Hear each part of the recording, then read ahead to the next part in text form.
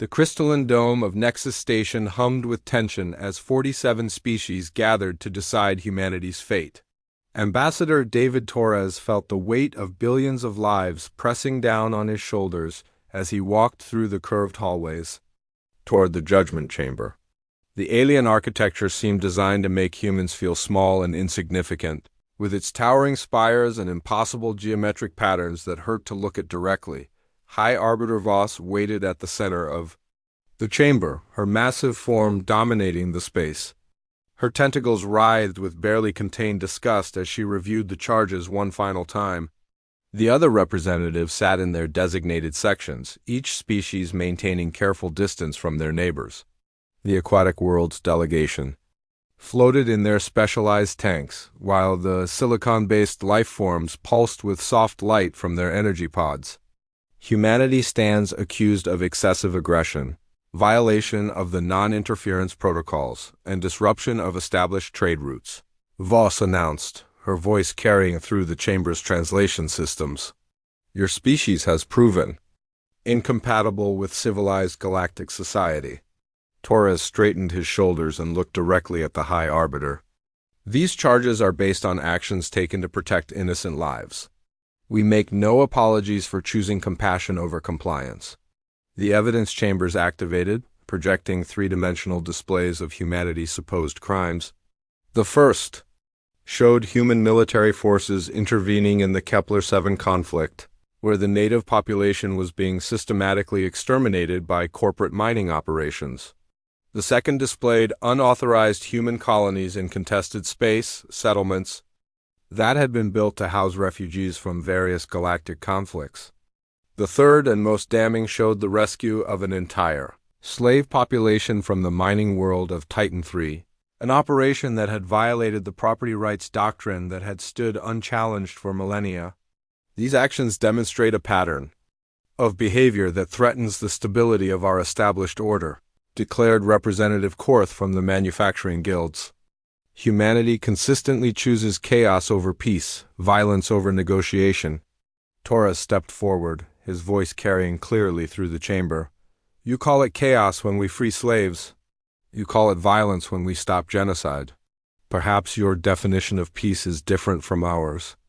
The chamber erupted in angry chittering and mechanical buzzing as various species expressed their outrage. Only a few delegates remained silent, their expressions unreadable. The Wanderer representative, exiled from their own homeworld decades ago, watched the proceedings with keen interest. High Arbiter Voss raised her primary appendage for silence. The evidence is clear. Humanity has consistently violated the fundamental principles that maintain galactic stability. The slave populations on Titan III were legally acquired property.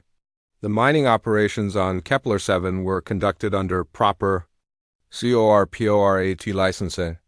The contested space territories were designated as neutral zones for good reason. Legal does not mean right, Torres replied. Property rights do not apply to sentient beings. Corporate licenses do not grant permission to commit genocide.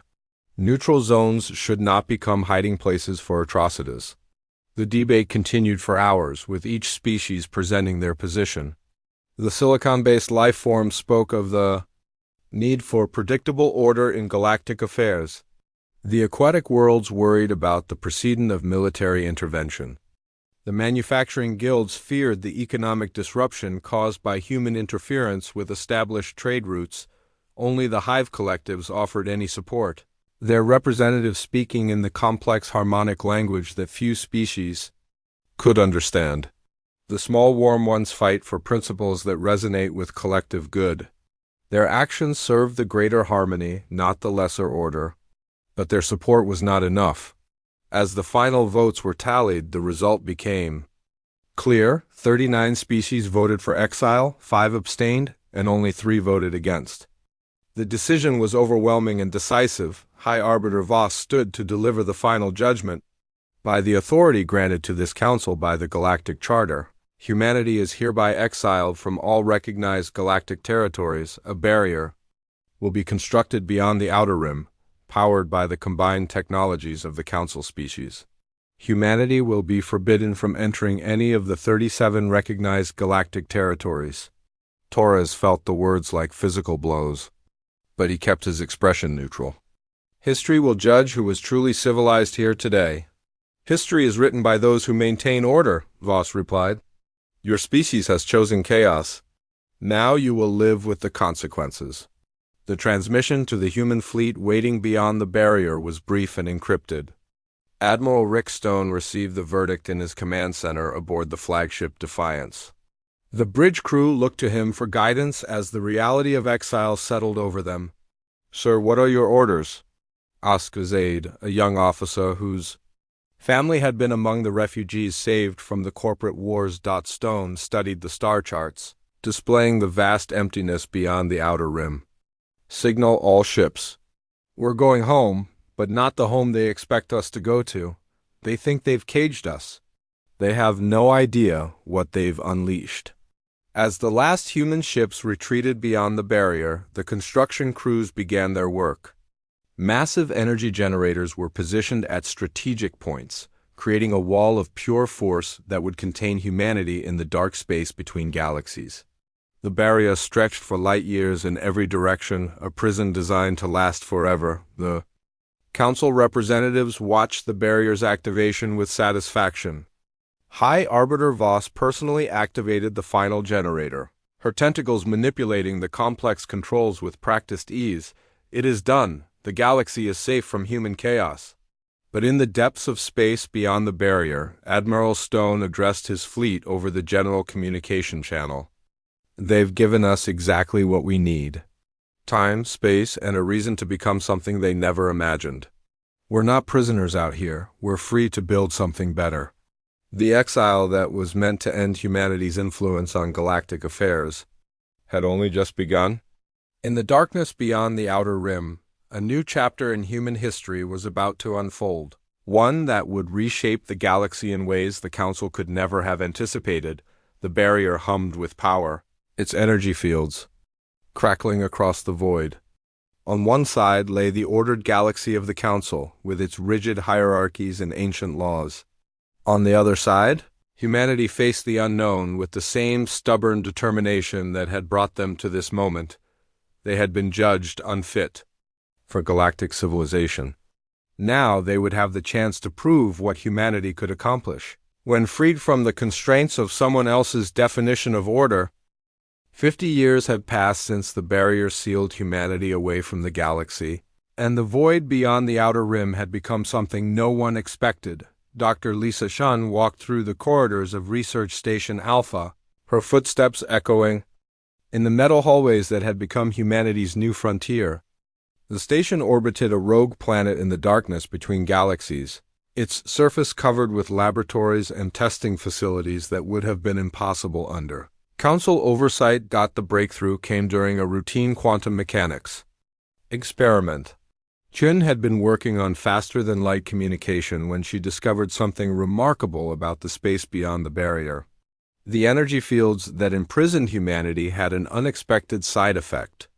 They created quantum resonance patterns that could carry information instantaneously across vast distances, even beyond the reach of the Council's territory. If they won't let us trade with them, we'll find others, Chun announced to her research team as the first successful transmission reached species far beyond the Council's influence. The message was simple but revolutionary. It carried proof that the galaxy was larger than the Council claimed, and that civilizations existed beyond their control. The response came from the Wanderers, nomadic traders who had been banned from Council space for refusing to pay the corporate guild's licensing fees. Their ships appeared at the edge of human territory within days, bringing news of other species that had been conquered, exploited, or simply ignored by the Council's expanding influence. Captain Tom Rodriguez made first contact with the Keth, a warrior species that had been crushed by Council forces 3 centuries earlier. Their homeworld had been strip-mined for rare minerals, leaving them scattered across the galaxy as refugees and mercenaries. The Keth delegation arrived in ships that looked like they had been built from salvage parts, but their crews moved with the disciplined precision of professional soldiers. Your Council calls us barbarians, said War Leader Thek, her scarred face showing the marks of countless battles. But we remember what freedom means. We remember what it feels like to fight for something worth dying for. The negotiations took place in the cargo bay of Rodriguez's ship, with representatives from dozens of species that had found their way to human territory. The rogue worlds, as they came to be known, included everything from aquatic civilizations, whose oceans had been poisoned by corporate dumping, to silicon-based life forms, whose homeworlds had been converted into factory complexes. Each species brought their own knowledge and skills. The aquatic worlds had mastered biotechnology that could heal injuries in hours rather than days. The silicon-based refugees had developed manufacturing techniques that could create complex machinery from basic raw materials. The hive collectives, operating through their exile representatives, shared collective intelligence networks that made traditional communication systems obsolete, but it was humanity's gift for inspiration that truly transformed the Alliance. Commander Sarah Kim had spent decades studying the Council's military doctrine, analyzing their strategies and identifying their weaknesses. Her training academies produced officers who thought in ways that confounded traditional military thinking. They fight like they govern, Kim explained to her cadets in the war college established on the mining world of Haven 2. Everything is hierarchical, predictable, and dependent on maintaining established patterns. They can't adapt when faced with tactics they've never seen before.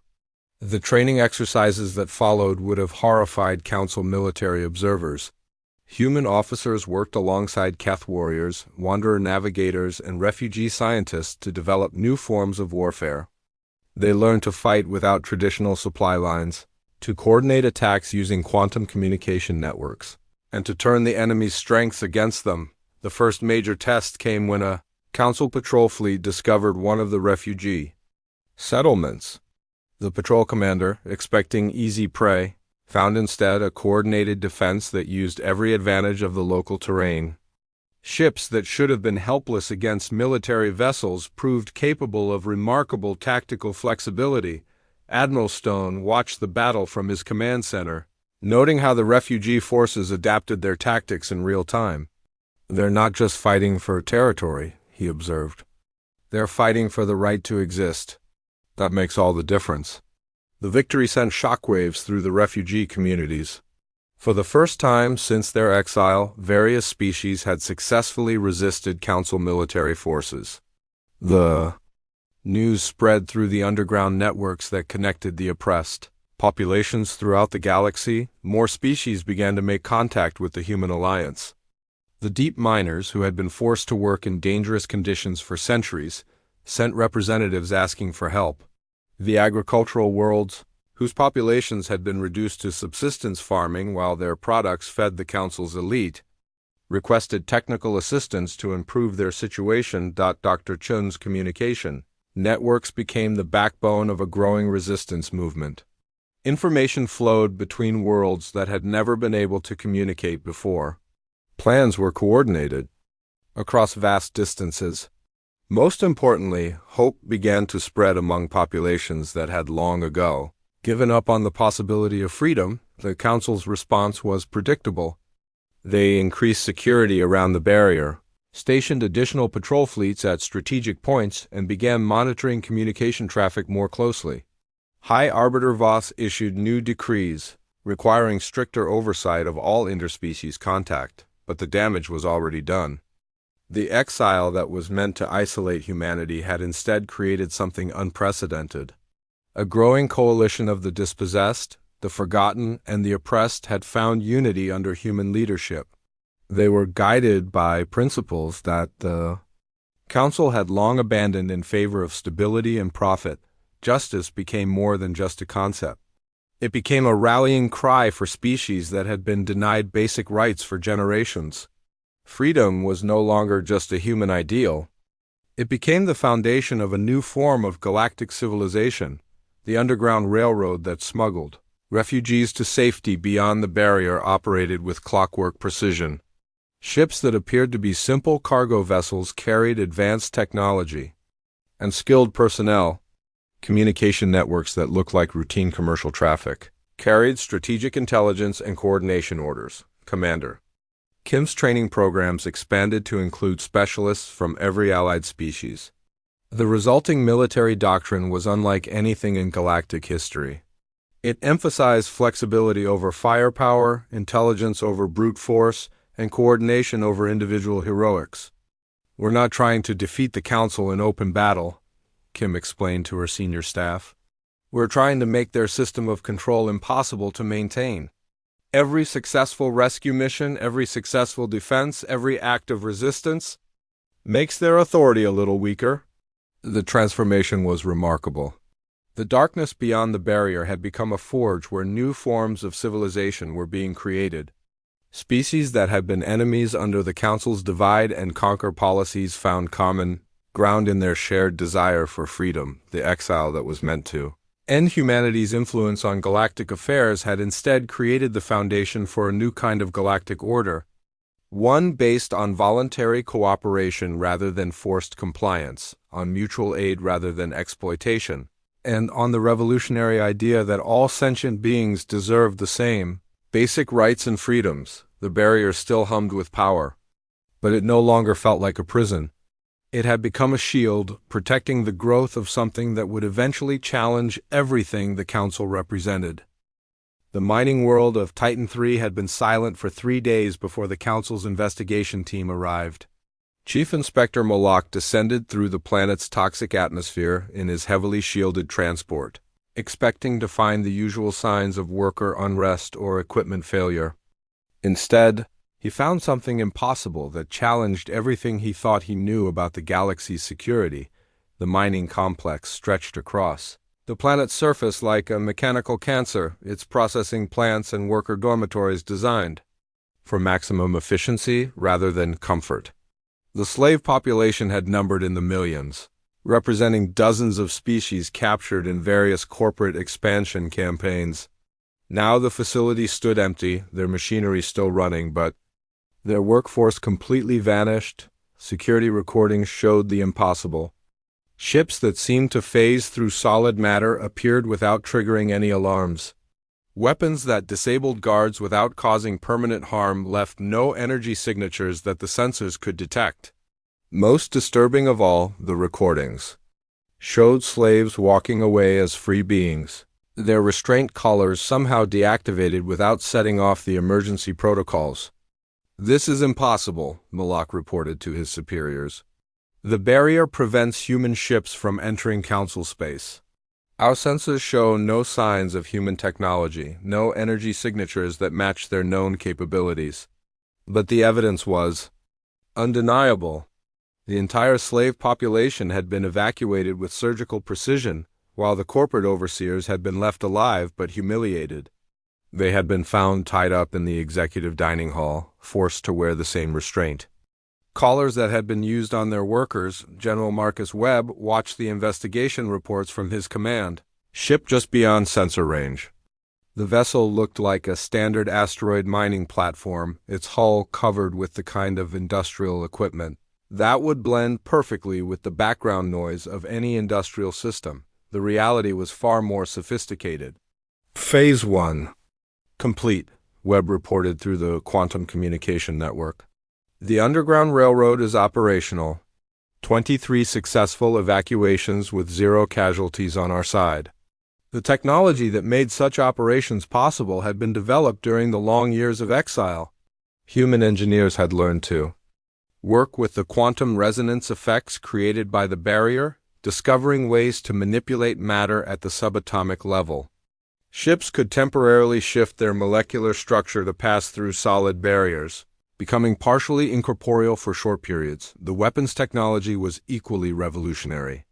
Instead of using brute force to overcome enemy defenses, human weapons disrupted the bioelectric fields that powered most species' nervous systems. The effect was temporary but completely incapacitating, allowing rescue operations to proceed. Without the moral complications of permanent injury, similar incidents began to multiply across Council space. The corporate guilds reported mysterious equipment failures that always seemed to occur just as they were about to close major deals involving slave labor. The manufacturing worlds found their automated factories suffering from cascading system failures whenever they attempted to increase production quotas beyond safe limits. The pattern was subtle but unmistakable. Oppressed populations were disappearing from the most heavily guarded facilities. Corrupt officials were finding their personal accounts frozen by computer viruses that left no trace of their origin. Ships carrying illegal cargo were suffering from navigation errors that somehow deposited their human cargo at safe coordinates beyond the barrier. High Arbiter Voss convened an emergency session of the Council's Security Committee. The meeting took place in the deepest levels of Nexus Station, in chambers that had been designed to prevent any form of electronic surveillance. The attending representatives arrived through separate routes, their movements tracked by security systems that reported directly to the High Arbiter. "This is impossible," Voss insisted, her tentacles coiling with frustration. "The barrier is impenetrable. Our sensor networks show no human ships in Council space. Our communication monitoring systems detect no human transmissions." Council Intelligence Chief Yorick had spent weeks analyzing the pattern of incidents. His report painted a disturbing picture of systematic infiltration that suggested capabilities far beyond what humanity had possessed during their exile. "The attacks show intimate knowledge of our security protocols, our technological weaknesses, and our administrative procedures. Either someone inside the Council is providing assistance, or humanity has been observing our operations far longer than we realized." The truth was more unsettling than either official was prepared to accept. Humanity's exile had taught them to fight asymmetric warfare on a scale that defied traditional military thinking. They had learned to work through proxies, to achieve victory without direct confrontation, and to win battles without ever appearing on the battlefield. Every species that the Council had wronged over the centuries had become potential allies in humanity's shadow war. The Wanderers, with their freedom of movement throughout the galaxy, served as scouts and communication relays. The Hive collectives, with their distributed intelligence networks, provided real-time intelligence about Council activities. The refugee populations, scattered throughout Council space, formed the backbone of an underground resistance movement. The liberation of Titan III had been the work of a single human operative working with local allies. Commander Alex Reed had spent months infiltrating the mining complex, posing as a maintenance worker while secretly organizing the slave population. The actual evacuation had taken less than 6 hours, with most of the work being done by the slaves themselves. "We don't rescue people," Reed explained to the newly freed workers during their journey to safety. "We give them the tools and knowledge to rescue themselves. That's the difference between liberation and conquest." The psychological impact of the successful rescues was even more significant than the tactical victory. Throughout Council space, oppressed populations began to believe that resistance was possible. The careful balance of fear and resignation that had maintained the Council's authority for centuries was beginning to crack. The aquatic worlds, whose oceans had been strip-mined for rare minerals, began to organize work slowdowns and equipment sabotage. The agricultural worlds, whose populations had been reduced to subsistence farming, started hoarding food supplies and sharing them with neighboring systems. Even the manufacturing worlds, whose workers had been treated as disposable machinery, began to demand better working conditions. The Council's response was predictable but counterproductive. Increased security measures made daily life more difficult for ordinary citizens without preventing the resistance activities. Enhanced surveillance systems created new opportunities for human infiltration specialists who had learned to turn the Council's own technology against them. High Arbiter Voss authorized the deployment of additional military forces to patrol key systems. The decision backfired spectacularly when the patrol fleets began experiencing their own mysterious technical failures. Navigation systems would malfunction at crucial moments. Weapon systems would shut down during routine maintenance and communication. Networks would suffer from interference that seemed to come from nowhere. "They're not fighting us," Admiral Corex reported after the 3rd Patrol Fleet suffered complete communication failure. "They're making us fight ourselves." Every system we use against them becomes a weapon they can use against us. The realization that humanity had turned the Council's own technological superiority into a weakness was deeply disturbing. The complex networks that connected Council space had become pathways for human infiltration. The automated systems that maintained galactic civilization had become tools for sabotage and disruption, but the most troubling development was the way resistance movements were spreading without any apparent coordination. The successful rescues had provided proof that the Council's authority was not absolute. The careful propaganda that had maintained social order for centuries was losing its effectiveness. General Webb monitored the situation from his hidden command center, watching as the Council's authority began to unravel. The Underground Railroad had become something larger than anyone had anticipated. It was no longer just about rescuing slaves or protecting refugees. It had become a movement that challenged the fundamental assumptions of galactic civilization. The exile that was meant to remove humanity from galactic affairs had instead created the perfect conditions for a revolution that would reshape the galaxy. The species that had been judged too dangerous for civilized society had learned to fight wars without firing shots, to win victories without claiming territory, and to inspire hope without revealing their presence. The cracks in the Council's foundation were spreading faster than they could be repaired. The revolution had begun, and it was being led by a species that officially no longer existed in galactic space. The revolution began not with a single dramatic battle, but with 1,000 small declarations of independence that spread across the galaxy like wildfire. The agricultural worlds were the first to formally break away from Council authority, their representatives announcing the formation of the Green Alliance during a routine trade negotiation. The corporate guild's response was swift and predictable, but their enforcement fleets found empty space where they expected to find defenseless farming communities. Admiral Rick Stone walked through the command center of the massive space station that had been built in the shadow of a dying star. The facility had taken decades to construct, its halls filled with representatives from over 100 species that had finally found the courage to stand against the Council's authority. The station itself was a marvel of cooperative engineering, combining technologies from dozens of civilizations into something that had never existed before. The aquatic worlds have joined the Blue Alliance, reported Communications Officer Beth Park, her voice carrying across the busy command center. Their deep-sea mining operations have been completely shut down. The corporate guilds are reporting massive losses in their mineral extraction programs. The Hive Collectives had been the most surprising addition to the resistance movement. Their distributed intelligence networks had made them nearly invisible to Council surveillance. But their decision to actively oppose the established order had shocked everyone. Their representatives spoke in harmonics that few species could understand, but their message was clear through the translation systems. The collective consciousness has reached consensus, announced their primary node. The small warm ones have shown us that individual freedom and collective harmony are not mutually exclusive. We choose to stand with those who fight for the right to exist. Even the ancient keepers, who had remained neutral in galactic affairs for millennia, began to withdraw their support from the Council. Their massive library ships disappeared from Council space, taking with them the accumulated knowledge of countless civilizations.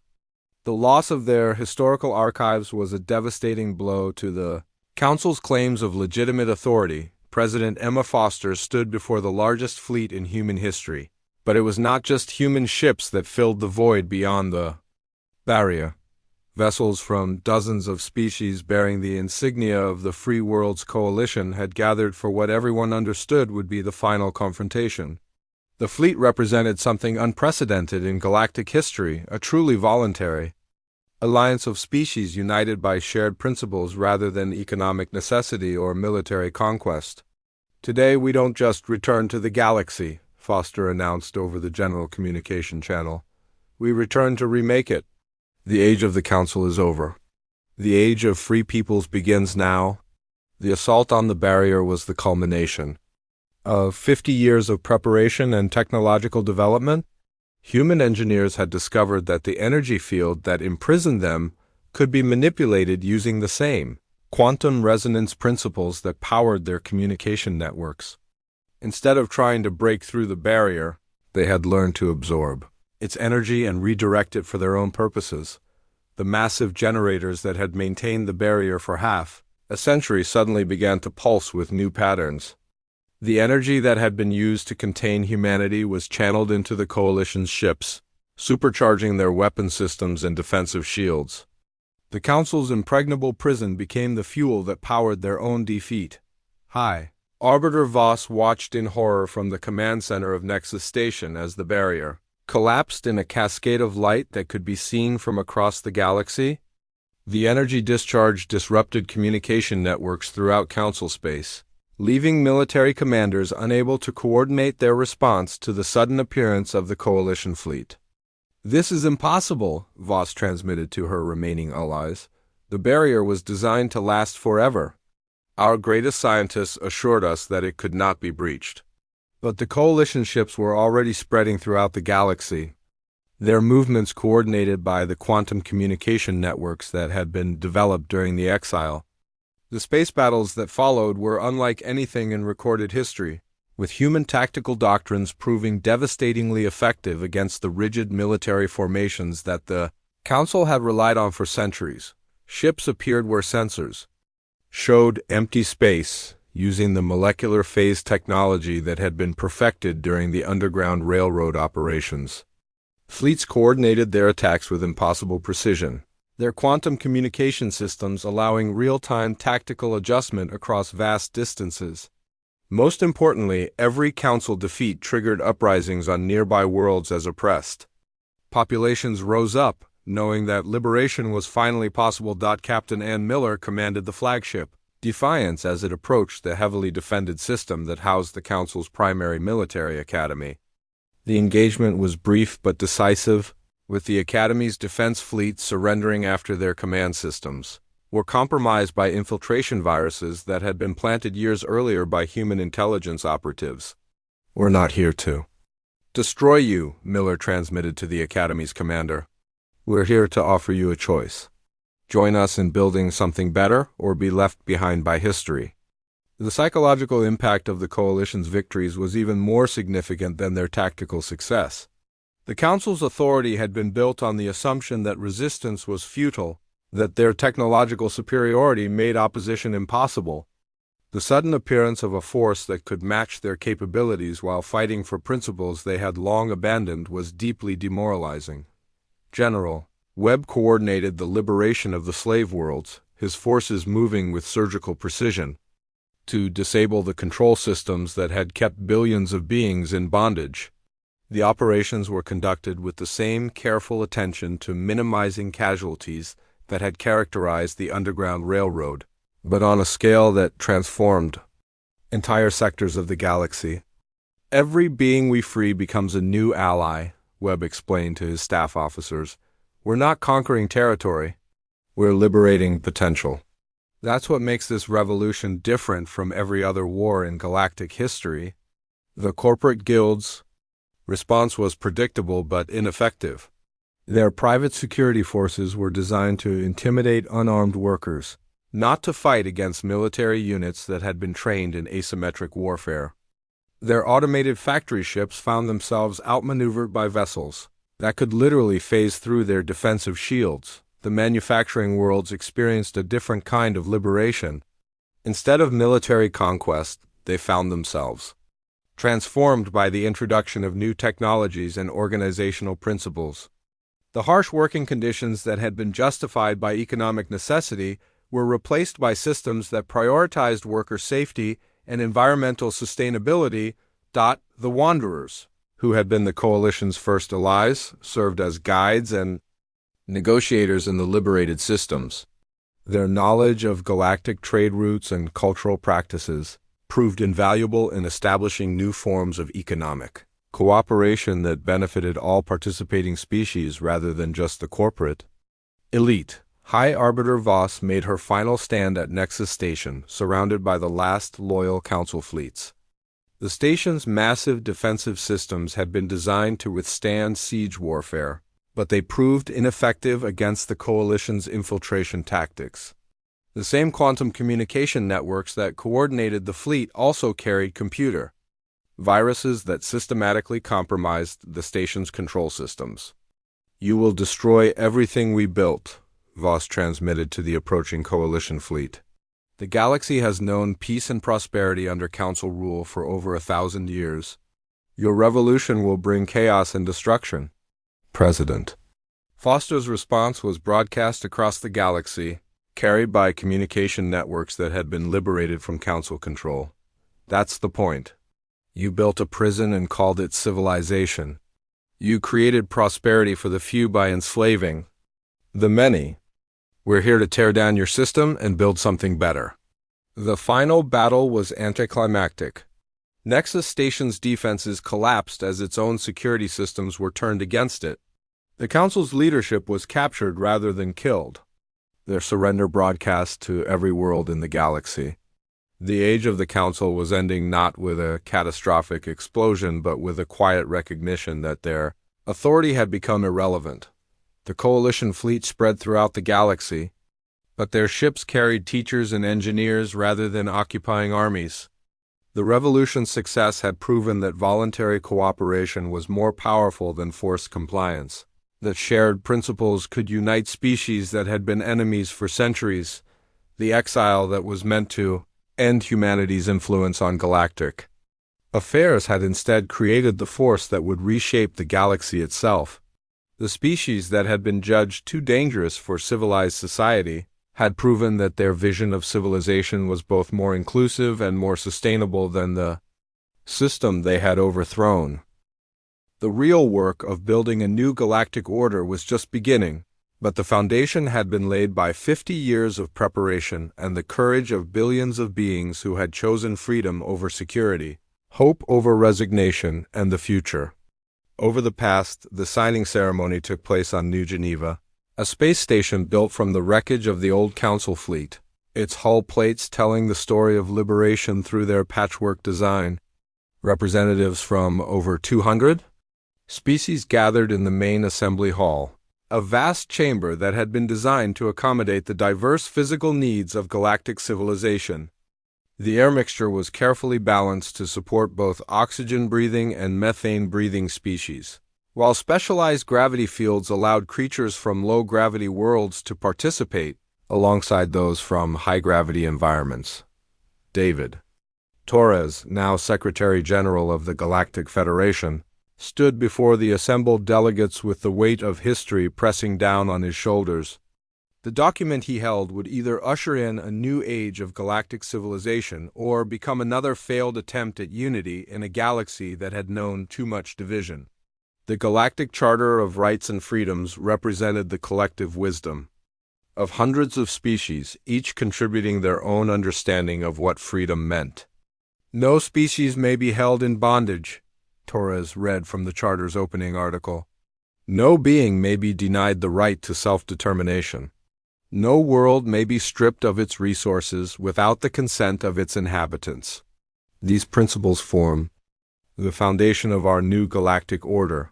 The irony was not lost on anyone present. The same species that had been exiled for disrupting the Council's carefully maintained order was now leading the effort to create a new form of galactic governance. The qualities that had made humans unsuitable for the Council's rigid hierarchy had proven to be exactly what was needed to build something better. Former slave populations sat as equals beside their former masters, their voices carrying the same weight in the Federation's governing councils. The Hive collectives had individual representation for the first time in their history, their distributed consciousness finding new ways to participate in democratic decision-making. The Wanderers had permanent seats on the Trade Council, their knowledge of galactic commerce, helping to establish fair and sustainable economic policies. The ceremony itself was a masterpiece of diplomatic protocol that would have been impossible under the Council's rigid hierarchy. Each species was allowed to participate according to their own cultural traditions, creating a celebration that reflected the galaxy's incredible diversity. The silicon-based lifeforms pulsed with synchronized light patterns, while the aquatic world's representatives performed complex swimming formations in their specialized tanks. Even the defeated council species were offered places in the new order, not as conquered enemies but as equal partners in building a better future.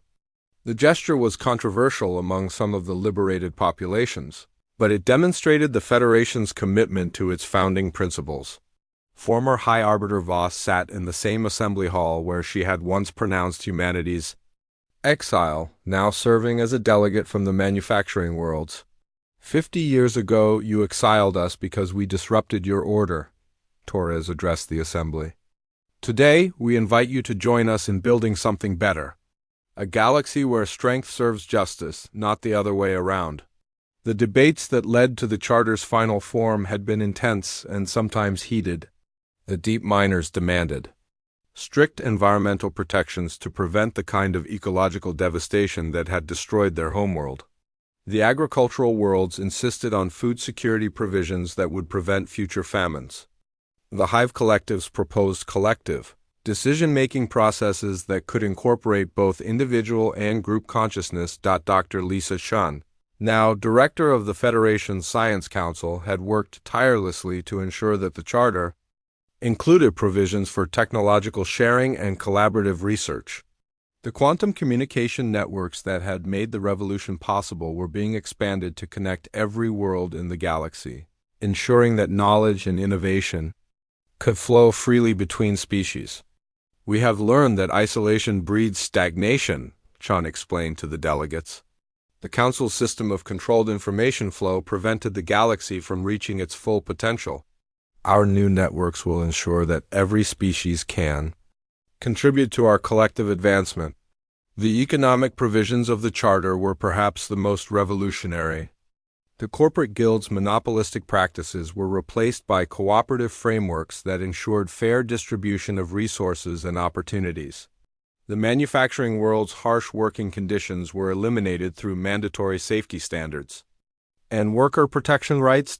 Commander Sarah Kim, now head of the Federation's peacekeeping forces, had insisted on military provisions that would prevent the kind of oppression that had characterized the Council's rule.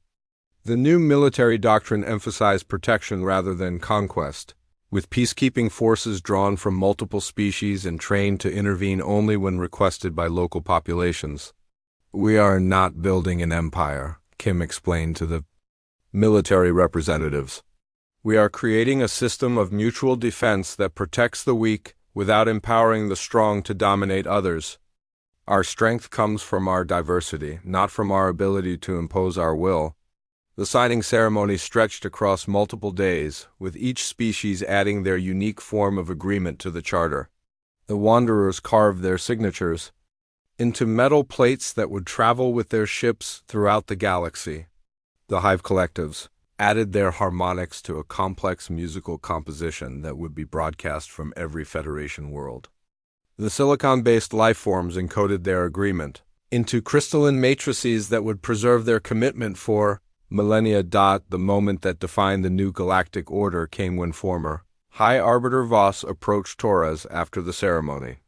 Her massive form moved slowly through the crowded assembly hall, her tentacles showing the careful restraint that had once been used to maintain diplomatic protocol. Now it seemed to reflect genuine uncertainty about her place in the new order. You have won, she acknowledged, her voice carrying through the translation systems with none of its former authority. But can you maintain this? Can you prevent your Federation from becoming another empire? History shows that revolutionary ideals fade when faced with the practical challenges of governing. Torres' response became the foundation of the new Galactic Constitution, recorded and broadcast to every world in the Federation. The moment we stop asking that question is the moment we fail. That's why we wrote the Charter not to rule, but to serve. The galaxy doesn't need masters, it needs guardians. The practical implementation of the Charter's principles proved to be as challenging as anyone had expected. The former corporate guilds resisted the new economic regulations, attempting to maintain their monopolistic practices through complex legal maneuvers. The manufacturing world struggled to adapt to safety standards that prioritized worker welfare over production efficiency, but the quantum communication networks that had made the revolution possible also made the new system of governance more responsive than anything that had existed before. Problems could be identified and addressed in real time, with solutions developed collaboratively by experts from across the galaxy. The Federation's governing councils operated with a transparency that would have been impossible under the Council's secretive hierarchy. The former barrier generators were converted into the backbone of the new galactic communication network, their massive energy output now used to connect every world in the Federation.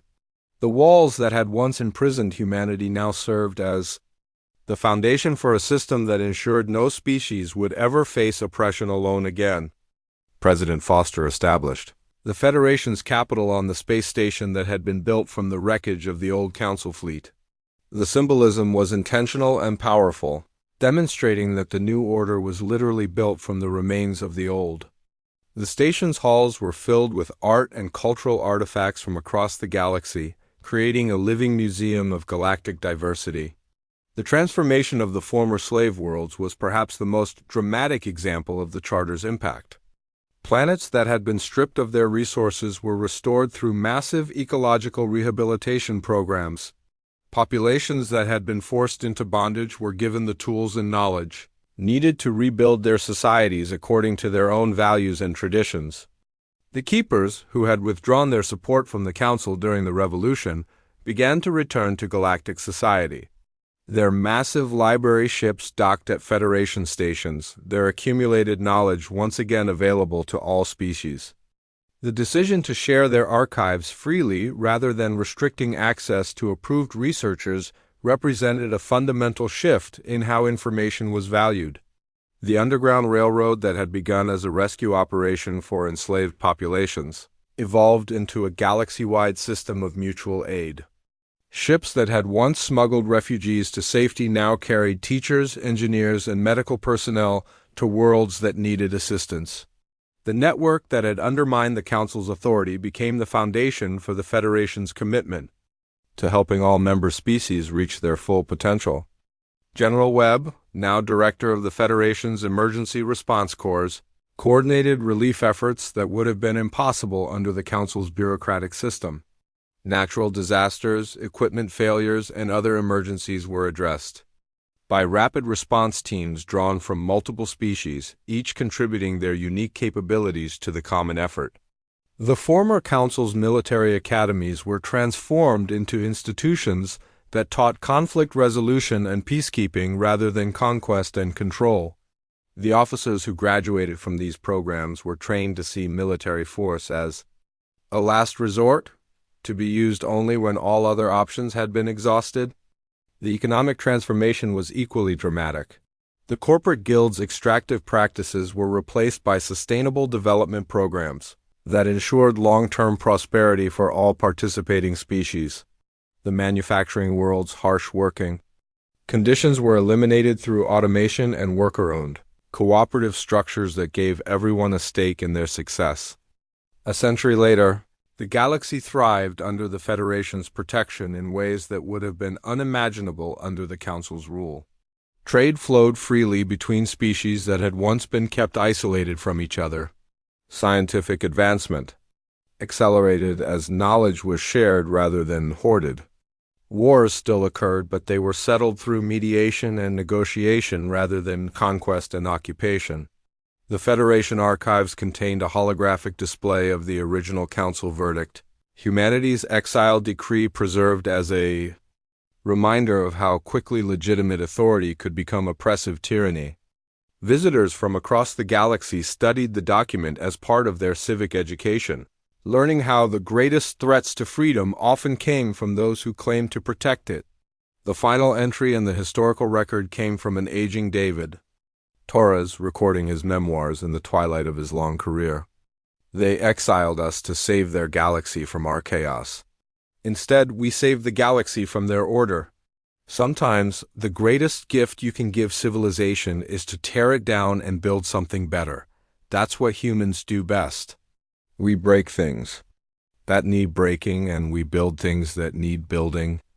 The holographic display faded, leaving visitors with the question that had defined humanity's legacy and continued to shape the Federation's future. What would they do when the powerful told them to submit? Humanity's answer echoed through the ages and the principles that governed galactic civilization. They would resist, they would adapt, and they would never stop fighting for what was right. The exile that was meant to end humanity's story had instead become its greatest chapter. In trying to remove humanity from galactic affairs, the Council had ensured that human values would define the galaxy's future. The species that had been too dangerous for the old order had become the foundation of a new one that valued freedom, justice, and the dignity of all sentient beings.